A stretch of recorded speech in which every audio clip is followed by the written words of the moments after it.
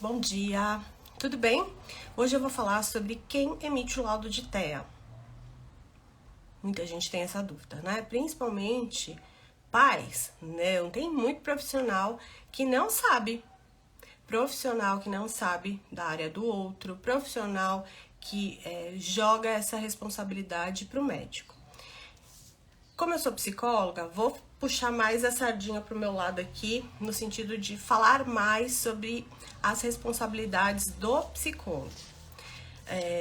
Nós temos uma resolução, que é uma resolução do Conselho Federal de Psicologia, que orienta todos os documentos escritos oriundos do trabalho, do exercício profissional do psicólogo, né? Então, ele vai orientar ali todos os psicólogos e vai destacar as responsabilidades, né? O que nós devemos fazer, como devemos fazer. Então, tem ali alguns padrões que nós devemos seguir. Então, quando a gente pensa no transtorno do espectro autista, por exemplo, é muito comum o profissional falar relatório. Eu vou fazer o relatório desse paciente, eu vou fazer o relatório desse paciente. O paciente iniciou a avaliação, o resultado dessa avaliação é laudo. E a gente tem comumente ouvidos para laudo médico. E existe laudo psicológico. Então, se você passou com o seu filho num psicólogo e ele fez a avaliação, o resultado dessa avaliação é laudo, não é relatório. Relatório é um outro tipo de documento que existe também, mas não é resultado de uma avaliação. Resultado de avaliação é laudo. Aí tem também para fonoaudióloga, para terapeuta ocupacional, enfim, cada um aí dentro do seu espaço. E existe o laudo multiprofissional, né? O laudo integrado de vários profissionais, que também tem regras, e aí para os psicólogos, dentro desse documento, né, dentro dessa resolução, ele especifica como fazer para manter o sigilo dentro desse documento unificado. A gente explica tudo isso certinho lá dentro do curso, né, do curso SAPTEA, que é o curso que eu ministro, que ensina os profissionais a fazer avaliação em caso de suspeita de desenvolvimento atípico, incluindo o laudo, né? Que é talvez aí a maior dor dos profissionais, não sabe fazer o laudo porque não sabe avaliar, né? Porque o laudo nada mais é do que o resultado de tudo aquilo que você observou e do que você concluiu das suas observações. Então, esse documento, ele vai dizer o que o laudo deve conter. Então, em primeiro lugar, ele vai estabelecer o laudo como o documento correto de todas as avaliações que você faz. Então tá, se eu faço uma avaliação super especializada, como avaliação diagnóstica, em caso de suspeita de TEA, eu vou chamar de laudo, porque, olha, o autismo é uma questão super séria, né? Então, vou chamar lá de laudo psicológico, porque isso vai para o neurologista, isso vai para o médico, vai para o psiquiatra, então vou botar lá o título de laudo. Agora, se for uma questão de ansiedade de separação, a criança ficou lá na pandemia, muito tempo reclusa em casa, e agora tá muito ansiosa para ir assistir às aulas, essa é a queixa dos pais, aí não é laudo, né? Porque afinal, não sei nem se tem um CID associado, eu vou chamar de laudo? Vou laudar essa criança? Sim, é laudo. Se você está usando a sua ciência psicológica, o que você aprendeu na faculdade de psicologia para avaliar uma criança e emitir um parecer sobre isso, emitir uma opinião sobre isso, e não é uma opinião do Zé da Esquina, é uma opinião baseada na ciência, o resultado dessa avaliação é o laudo. Aí você vai colocar lá o seu laudo. Título laudo, vai seguir lá os critérios, né? Então tem que ter identificação, queixa, enfim, tem todos os itens que tem que conter, tá? Tem muitas formas de você fazer isso de uma forma mais fácil. Por exemplo, você pode deixar um esqueleto de laudo já padronizado ali no Word, com o seu logo, com tudo já formatado. Eu não tô falando de um Ctrl+C, Ctrl+V em outros laudos, não. Tô falando da formatação básica, da parte de identificação, a numeração ali de queixa, da parte da história, né, do desenvolvimento dessa criança, com tabelas prontas, né, da parte do desenvolvimento, neurodesenvolvimento, da parte da análise, de deixar tudo formatado. Se você costuma, por exemplo, aplicar determinados instrumentos, já deixa as tabelas desses instrumentos formatadas, já deixa as referências desses instrumentos formatadas também, porque tem que ter a referência no rodapé. Isso também está descrito lá na resolução. Tudo que você utilizar tem que ter referência. Além do fato de ter que estar validado para nossa população, tem que estar em uso lá no site que o CFP orienta, né? Então, se não está podendo utilizar, está vencido, as padronizações estão vencidas, ou uso exclusivo de pesquisa, aí tem que utilizar as normas do momento. Então, você tem que sempre estar atento se pode usar ou se não pode usar. E tem as datas, né, que entram para novos estudos de validação. Então, a data no laudo, gente, eu já vi muito laudo sem data. Então, você utilizou lá, vamos supor, escalas de Beck. Não tem data no seu laudo. Como que eu vou saber se você usou aquelas escalas no momento que aquelas escalas estavam podendo ser utilizadas? Então, não esqueçam-se das datas. No artigo, no parágrafo 1º, artigo 13, parágrafo 1º da lei 4.119, de 27 de agosto de 1962, diz que a função do psicólogo, o diagnóstico psicológico e a elaboração do diagnóstico psicológico. Isso é exclusivo do psicólogo. Somente o psicólogo pode fazer diagnóstico psicológico. Somente o psicólogo pode fazer a elaboração do diagnóstico psicológico. Isso é o que a gente faz quando a gente avalia uma criança. O resultado desta avaliação, laudo. Existem outros tipos de documentos, né? Eu fiz até uma listinha aqui. Existe declaração, existe atestado psicológico, que também muita gente não sabe, mas o psicólogo, por exemplo, pode atestar até 15 dias de afastamento para uma pessoa. E esse atestado, ele tem validade. A pessoa pode ficar afastada da empresa por questões psicológicas atestada por um psicólogo. Mas, comumente, a gente acredita que somente o laudo, o atestado do médico é válido, né? Existe o relatório, né? E aí o relatório, a gente tem o relatório psicológico e o relatório multiprofissional.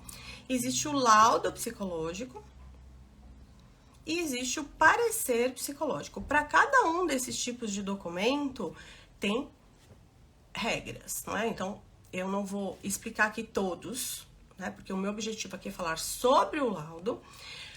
Mas, por exemplo, tem alguns deles que a gente não pode mencionar questões relacionadas ao processo de diagnóstico. Por exemplo, não pode colocar CID. Você só fala sobre, por exemplo, questões de presença, ausência, tempo de tratamento, horários, enfim, tá? Então, a depender do que você precisa comunicar, você tem que ir lá buscar nessa resolução para poder se referenciar, né? E às vezes os pacientes fazem pedidos, eu preciso comunicar tal coisa. E aí o profissional sai emitindo documentos. Você não pode inventar documento. Qualquer coisa que você vá fazer precisa estar dentro de um desses termos aqui, ou a declaração, atestado, ou relatório, ou laudo, ou parecer. Não existe outra coisa. Né? Eu vou fazer uma cartinha. A cartinha entra onde? O que é essa cartinha que você faz para a escola? Então, é importante que o profissional se atente a essas normas essa resolução para documentos escritos, para não sair as bizarrices que saem por aí, sai com a cartinha. O que é essa cartinha? Ela tá atenta, ela tá seguindo o padrão, ela tá o padrão de normas técnicas, de escrita técnica, científica, tá cuidando da parte do sigilo. Então a gente vai mandar uma cartinha para a escola, não é cartinha que você vai mandar, cartinha a gente manda pro Papai Noel no final do ano. Você vai escrever o que para a escola, o que você quer fazer. Você quer declarar alguma coisa, você vai atestar alguma coisa, você vai comunicar alguma coisa sobre o tratamento dessa criança, né? Então aí a gente vai usar o relatório. Você avaliou essa criança e definiu alguma coisa, o laudo, esse laudo normalmente é entregue para os pais. E aí, para a escola, normalmente é um relatório, mas o laudo para os pais. Não é comum a gente entregar laudo para a escola, né? Então, isso também é uma dúvida bastante comum. Faz a avaliação e o documento resultante ao laudo. Aí eu posso entregar o laudo para a escola? Você entrega para os pais. Se os pais quiserem entregar o laudo para a escola, eles entregam. Alguns profissionais, a pedido dos pais, produzem um outro documento para a escola. Qual é esse documento para a escola? Aí você vai entender melhor o que é que precisa ser comunicado para a escola e coloca dentro de de uma dessas outras opções que você tem aqui. Voltando aqui para nossa intenção inicial aqui dessa aula. Escrita técnica, referência, quantas laudas tem nesse relatório, relatório não, nesse relatório também, mas nesse laudo, e sair desse lugar de que o laudo é do médico, principalmente quando se trata de algumas condições, como, por exemplo, o transtorno do espectro autista. Isso também vale, por exemplo, a dislexia. A dislexia não é uma questão que se fecha a duas mãos, né? Então, não é o único profissional que vai conseguir avaliar se essa criança apresenta ou não dislexia do desenvolvimento. Precisa uma equipe aí avaliando vários aspectos dessa criança, tem um tempo certo, né? Tem uma idade correta para fazer isso e várias coisas precisam ser descartadas e avaliadas para chegar a essa conclusão. Do transtorno do espectro autista, a mesma coisa, mas eu acho muito interessante que da dislexia ninguém questiona a importância do profissional fonoaudiólogo, do profissional psicólogo, neuropsicólogo, da psicopedagoga, a importância da equipe que faz parte da educação, né, da psicopedagoga, da neuropsicopedagoga agora, né, e aí vai lá até exames, e aí o médico junta todas essas informações e faz lá o documento final, né, que serve aí para fins de benefícios, de inclusão, né, para fins de convênio e de outras ordens. Ninguém questiona, até assim, podem até não saber, mas quando ficam sabendo, tranquilo, tá, tem que fazer tudo isso. Pode até não ter dinheiro, mas não questiona. Agora, no transtorno do espectro autista, é muito bafafá. Ah, não, é o médico. Às vezes, até dentro dos próprios médicos, não é o psiquiatra, é o neuro, né? E é um diagnóstico que é feito a várias mãos também, porque é uma condição que tem questões de várias ordens. Muitas vezes um psicólogo vai ver uma parte, né? Não que ele vai ver só uma parte da criança, ele vai avaliar a sua parte, mas ele vai precisar da avaliação, por exemplo,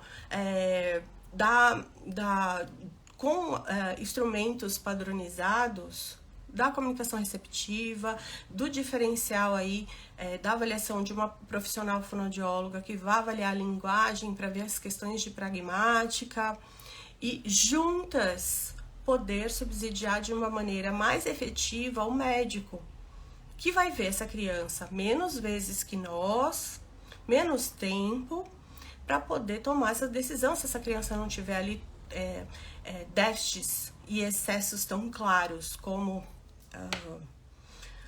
os autistas mais clássicos, digamos assim, né? Esses são mais fáceis de diagnosticar. Mas as crianças com sinais mais sutis, ou não, que não têm os sinais clássicos, essas precisam de uma equipe, obrigatoriamente. E quem é essa equipe? É você, psicólogo, é você, fonoaudiólogo, é você, TO, é você, psicopedagoga. E como nós não sabemos desse lugar, né, da emissão desse laudo, a gente não se capacita, porque a gente só busca aquilo que a gente sabe que pode fazer, né? Então, se eu não imagino que isso é o meu lugar, eu não vou ler, eu vou mandar de volta pro médico, eu vou dizer que eu não atendo. Eu escuto assim, às vezes, olha, eu procurei no convênio e não tem psicóloga que atende criança no menor de 2 anos. Isso é uma coisa que a gente escuta muito atendendo no particular, né? No convênio não tem psicóloga que atende criança com menos de 2 anos. Também já ouvimos de médicos super desatualizados. Olha, nem procura profissional psicólogo, porque se essa criança não fala, como que ela vai avaliar? Ela só vai tomar o seu dinheiro. Então, assim, são as bizarrices que a gente escuta, né? Então, assim, tem até profissional que não sabe qual é o nosso lugar. E a gente não tá falando de profissionais concorrentes, não, né? São profissionais que deveriam se ajudar. Um não vai tomar o lugar do outro, cada um tem o seu papel. Então, eu não posso crer que é um profissional que de repente está preocupado, e nem deveria, né? Mas vamos supor, não vai para lá não, porque senão eu vou perder meu paciente. Isso não são atividades que competem, né? Mas de desconhecimento, muitas vezes a psicologia está unicamente associada à psicanálise, ao tratamento através da fala e unicamente através de emoções. Se a criança não fala, não consegue se expressar, para que ela vai no psicólogo? Né? E não conhecem os outros tipos de avaliações e intervenções que a psicologia pode proporcionar. Então, resumo da aula de hoje. Laudo é o resultado de uma avaliação psicológica. Especializada em TEA? Não, qualquer avaliação psicológica. Então, se você não sabia disso, agora você está sabendo. Se você quer saber mais sobre como fazer uma boa avaliação psicológica ou como construir o seu laudo após uma avaliação, não só para autismo, né? Mas a gente tem um curso sobre a avaliação diagnóstica do autismo, que uma das coisas que as pessoas que fazem esse curso dizem é que ele ajuda muito a avaliar qualquer criança, né? Porque a estruturação, apesar de ser pensada nas necessidades que uma criança autista pode vir a ter com relação a espaço, brinquedo e algumas antecipações que uma criança que pode estar no espectro possa ter de necessidades para que a gente possa fazer essa avaliação da melhor maneira possível, toda a parte técnica, científica, ajuda você a fazer essa avaliação sem viés, cuidando de algumas coisas que, em geral, passa batido, né? Então, inclusive da construção, né? De como fazer isso de uma forma que quando você chegar lá na construção do laudo, você pensou nisso desde o primeiro momento que você estava com esse pai. Inclusive, sobre pensar como fazer avaliação indireta, avaliação direta, né? Então, eu gosto de pensar da seguinte forma: para a gente avaliar qualquer criança, se a gente não tiver uma base sobre o que é uma avaliação, a gente não consegue avaliar nenhuma criança, né? Você precisa entender de avaliação indireta, de avaliação direta, para poder planejar qualquer avaliação. E aí depois estudar especificamente o assunto que você está querendo estudar, né? Outra coisa importante de laudo que eu não falei é sobre HD. Tá? Então tem gente que nem emite laudo, que emite cartinhas. Outras até colocam lá relatório, que também tá errado. Outras não colocam título nenhum. E tem gente que coloca laudo, mas que na conclusão que não tem conclusão, né? Então, assim, eu fiz um monte de coisa, mas eu não cheguei a conclusão nenhuma. Se você não chegou a conclusão nenhuma, você não devia ter emitido seu laudo, porque você ainda não acabou a sua avaliação. Tá? Então, quando a gente fala em hipótese diagnóstica, isso não é igual a um código do CID ou um código do DSM. Isso quer dizer igual à sua conclusão com base em tudo que você avaliou e observou. Se você não tiver um planejamento, um levantamento de hipótese lá com a queixa inicial desses pais, você não vai saber o que buscar, não vai saber o que observar, não vai ter o que analisar, e o seu relatório vai ser daquele tipo que você vai sentar na frente do computador e vai travar. Muitas vezes você não sabe fazer relatório porque você não avaliou direito e não porque você não sabe fazer relatório. Isso é uma das coisas que eu sempre converso com as pessoas que falam assim, ah, mas no curso você ensina a fazer o laudo? Eu digo sim, porque eu te ensino a avaliar. Tem também os modelos de laudo, tem alguns esqueletos, tem as tabelas todas, a gente ajuda você a deixar a sua vida mais fácil, assim, com relação a isso. E também aula sobre devolutivo, encaminhamento, enfim, toda essa parte técnica, burocrática, administrativa. Mas não há ensino de laudo. Não se ensina a fazer um laudo. O laudo é construído durante a avaliação. Então, desde o primeiro momento que você está com os pais, tá? Deixa eu ver aqui, tem umas perguntas. A Juliane falando que não conseguiu comprar. Entre em contato no WhatsApp, tá? E aí, sempre que você tiver uma dificuldade de fazer alguma compra na loja, tira um print ou vê o código de erro, porque aí ele sabe como te ajudar, tá? Mas entre em contato no WhatsApp que ele te manda o link pra você comprar pelo próprio WhatsApp. Deixa eu ver aqui.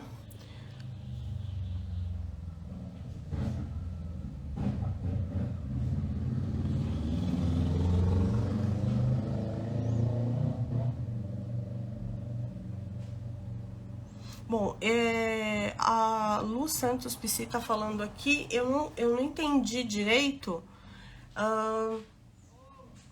Vejo que há um certo mito em relação a, acho que é psicanálise, talvez, né? Que não se trabalha com a fala, mas com o lúdico desenho para uma avaliação. Sim, né? Não é só com a fala.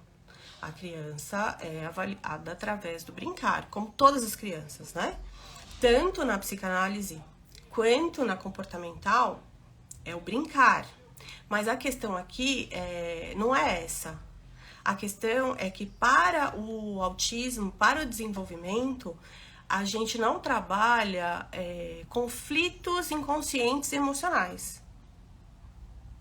Né? No autismo, a gente trabalha desenvolvimento de habilidades, ensino de habilidades, de repertório, e não conflitos inconscientes. No autismo, a gente não está falando de uma criança que não fala por conflitos com a sua mãe geladeira. A gente está falando por não ainda ter ascendido a sua posição de sujeito na linguagem. A gente está falando de crianças com déficits e excessos comportamentais por conta de um transtorno do neurodesenvolvimento que tem a sua base neurobiológica. Então, é outro olhar. Né? Então, por isso que a psicanálise não tem um espaço no autismo com práticas baseadas em evidência. Né? Então, é por isso. Então, se as pessoas olham para a psicologia, pessoas desatualizadas, e veem psicanálise, elas não vão ver nada para o autismo. E aí vão dizer, não, vai para TO e vai para fono, porque a psicanálise vai ficar fazendo coisas que o seu filho não precisa. Né? E a psicologia não é só a psicanálise. Não sei se eu me fiz entender. Deixa eu ver se temos mais algum comentário. Se vocês tiverem alguma dúvida, mandem aqui. Luiz dizendo muito bem colocado. Que bom, não sei do que foi, mas obrigada. Bom dia, Luiz. Tô vendo algumas mães minhas aqui, mães dos meus pequenos, algumas alunas do curso. Gente, só lembrando, amanhã A gente vai fazer uma Black Friday fora do dia. Amanhã, Black Friday, com 50% de desconto, tem um cupom. Então, é só entrar no link disponível aqui no perfil e baixar o cupom, clica ali, deixa seu e-mail e baixa o cupom de 50% que vale hoje não, amanhã, para comprar o curso com 50% de desconto. Então, corre e deixa o seu e-mail para você garantir o seu desconto. Não tem mais dúvidas, então eu vou finalizar. E aí, se você quer aprender a fazer um laudo, a Lu Santos Psi, mas você estava falando do diagnóstico, da avaliação. Não, mas eu tô falando da avaliação mesmo. A psicanálise não serve para avaliar autismo.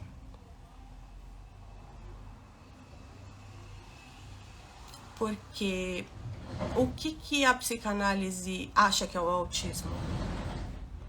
Se a gente partir daí, a gente vai ter qual conclusão diagnóstica? Então, eu acredito que não dá pra gente servir a dois senhores nessa questão, né? É claro que a gente tá falando da psicanálise ou a gente tá falando do profissional psicólogo que gosta da psicanálise? Vamos esclarecer isso, que também é uma coisa que muita gente não sabe. A psicanálise, ninguém precisa ser psicólogo para ser psicanalista. Basta você ser... bom, quando eu me formei há 20 anos atrás, quase 20 anos atrás, você precisava ter uma formação de nível superior, que não precisava ser psicologia. Inclusive, nos cartéis lacanianos, psicólogos eram até mal vistos, né? Porque quem estuda psicanálise mesmo sabe que psicologia e psicanálise são duas coisas completamente diferentes. São, diria que até contraditórias. Mas aí é pano para um papo sobre psicanálise, que não é o nosso objetivo aqui. Na psicanálise, você vai estudar profundamente eu não vou dizer ciência, mas eu vou dizer, você vai estudar muito sobre um assunto que tem muita coisa para estudar. Você vai fazer a sua própria análise e aí você se tornaria psicanalista. A depender da área, do tipo de psicanalista que você vai crescer, freudiano, lacaniano, enfim, cada uma tinha algumas regras. Aí tinha seus, na área lacaniana era de um jeito, os freudianos de outro jeito, quantas horas de terapia por semana, você vai ter o passe de analista ou não, quando você terminar a sua análise, você pode atender antes disso, não pode, enfim. Isso é psicanálise.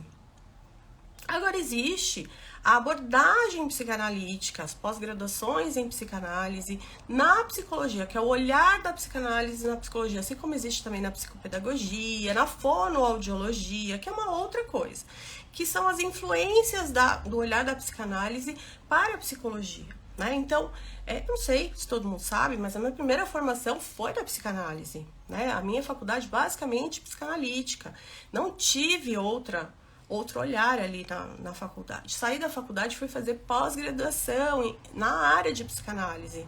Psicanálise e linguagem, de um olhar lacaniano, participava de cartéis, lia Lacan, fiz... enfim, gostava muito, mas não consegui colocar isso na prática nas minhas experiências profissionais. Fui trabalhar em instituições públicas, aonde não dava para atuar com isso, né? Então aí foi quando eu conheci a terapia cognitivo-comportamental, trabalhando com projetos de dependência química, e a partir daí a comportamental e o autismo, lá ainda no comecinho da minha carreira. E como psicanálise e comportamental não se beijam, eu fiz uma escolha há algum tempo atrás que me deixou muito mais feliz. Mas quando eu falo sobre essas coisas, eu não estou falando sem conhecimento, não. Eu tenho vivência, inclusive, de atendimento como uma psicóloga com um olhar psicanalítico, né?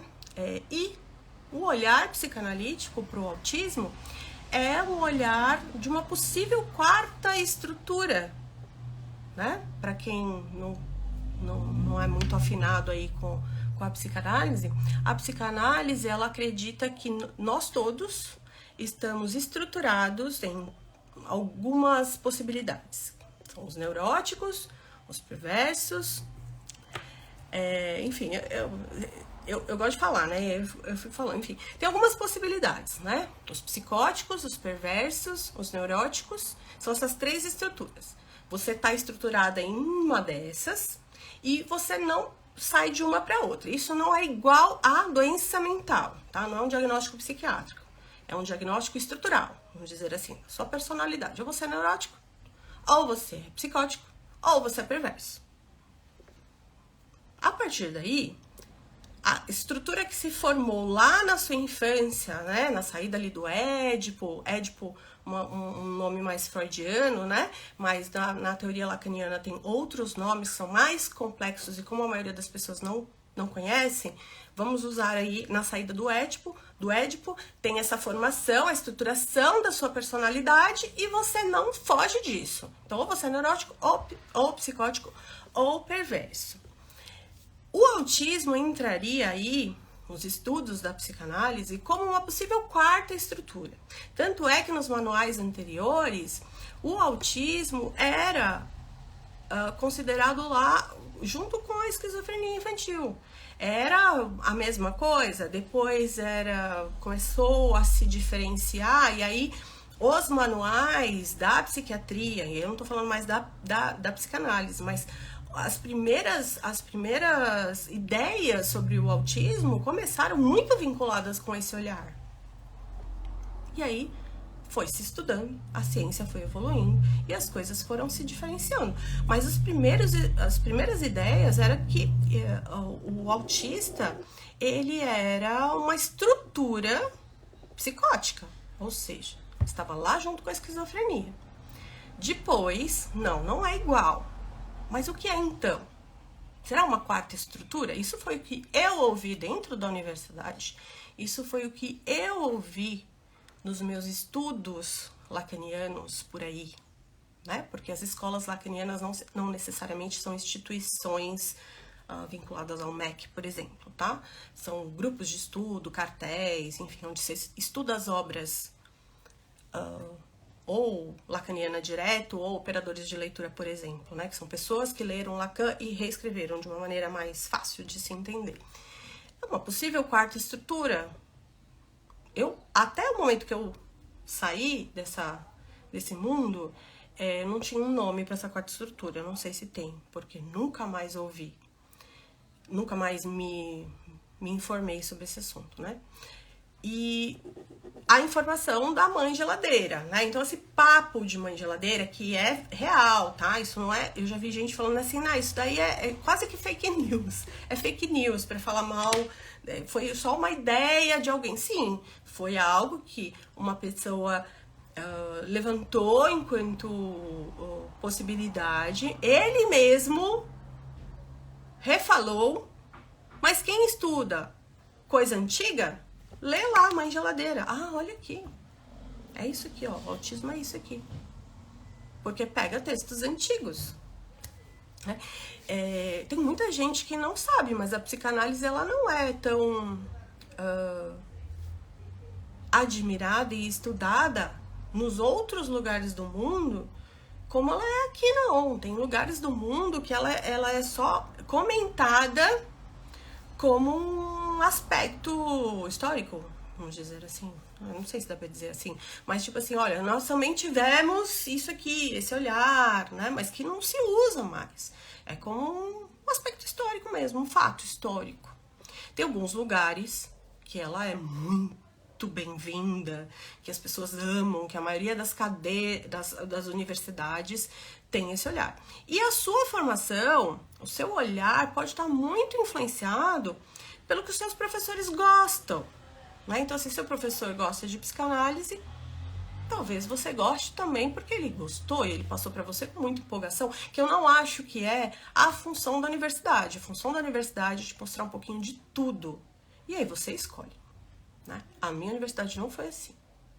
Eu só vi comportamental através dos ratos. E como eu odeio rato, passei a odiar a comportamental. Eu fui conhecer comportamental numa instituição pública onde eu fui trabalhar. Eu tive a sorte de entrar nessa instituição logo no meu primeiro ano de formada e onde eu fiquei durante vários anos, onde eu aprendi muito.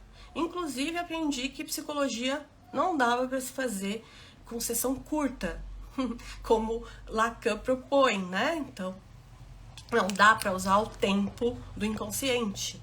Não dá para fazer várias coisas que a psicanálise propõe, porque inclusive a gente está submetido a um código de ética, a leis do consumidor e várias outras coisas que não dá para fazer na prática. E, enfim, e é isso. Então, acho que a psicanálise tem o seu valor, obviamente, né? Mas esse eu acho que a psicanálise tem o seu valor, não é uma coisa que eu digo assim, eu acho porque eu acho legalzinho, porque fez bem pra minha vizinha. É porque existem estudos. E aí, quando eu falo estudos, também não é o estudo que saiu na revista Crescer, né? A gente tem que ver estudos sérios, estudos de qualidade. Nesses estudos de qualidade, tem muito pouco estudo com a psicanálise. Porque dentro da psicanálise, muita gente escreve, pouca gente estuda, tem pouco pesquisador estudando psicanálise, mas tem alguns. E aí, nesses estudos, né, alguns estudos de revisão sistemática, tem poucos estudos de caso controle, enfim, estudos randomizados, tem muito pouco estudo.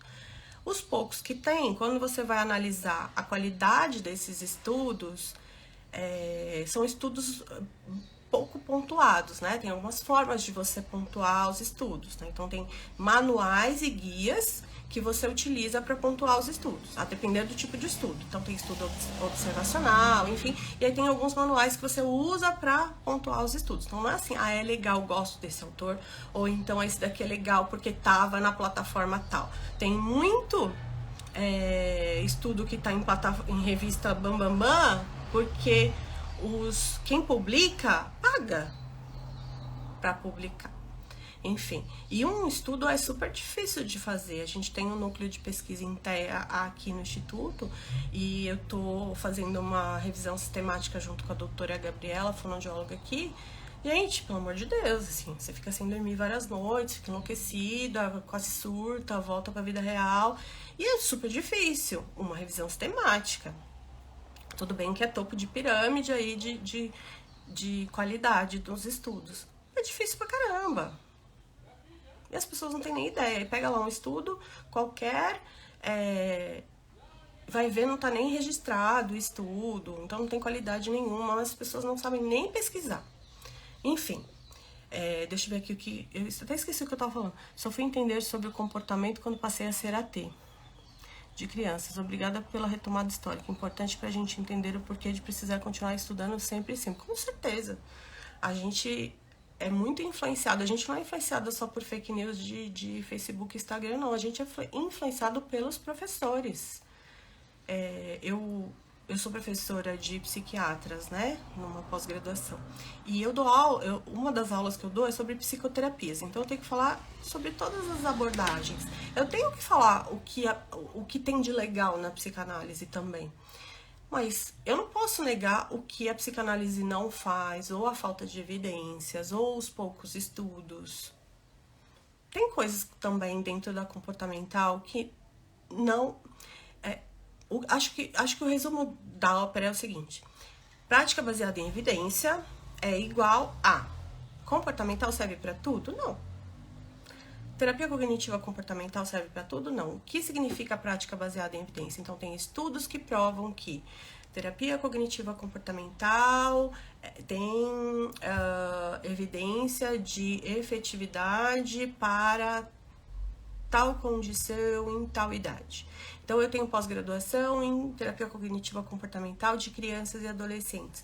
Então, eu vou utilizar isso com as crianças de 4 anos.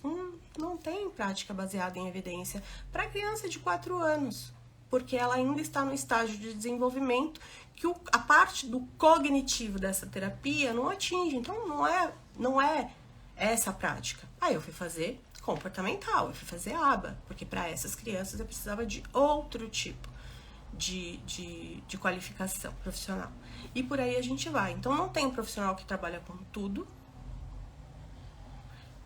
ou tem, né? Não sei. E a prática baseada em evidência não é porque eu tenho pós-graduação em aba ou pós-graduação em TCC que eu posso atender de tudo. Eu posso fazer dentro das práticas, as práticas baseadas em evidência para essas duas questões, né? Mas com certeza tem alguma coisa que tá fora. E aí eu não sou a pessoa mais indicada, né? E por isso a importância da avaliação, né? Às vezes os pais querem começar a terapia, que é uma outra crítica que eu faço, querem começar a terapia de qualquer jeito, antes de fazer a avaliação. Mas será que essa criança precisa de 12 horas? Será que essa criança, essa questão de fala, não é apraxia? E aí ela precisa de uma profissional especialista em apraxia. A quantidade de horas é diferente de uma criança TEA, que precisa de uma fono especialista em linguagem, em aba. Então, a importância da avaliação diagnóstica, a importância do profissional compreender que nossas profissões são ciência e que nós temos um papel social importante diante delas. E é isso, gente. Então, não se esqueçam, se vocês quiserem conhecer um pouquinho mais sobre avaliações em caso de suspeita de TEA e desenvolvimento atípico, com essa pegada científica, de uma maneira bem prática, simples, mais correta nesses parâmetros. Amanhã vocês conseguem comprar meu curso com 50% de desconto. E uma coisa bem legal, que eu considero legal, que eu gostaria de ter tido, que o curso ele tem 12 meses de acompanhamento. Então, vocês podem tirar dúvida, a gente pode continuar interagindo pela plataforma durante aí os 12 meses do curso, tá bom? Tchau, gente, até terça-feira.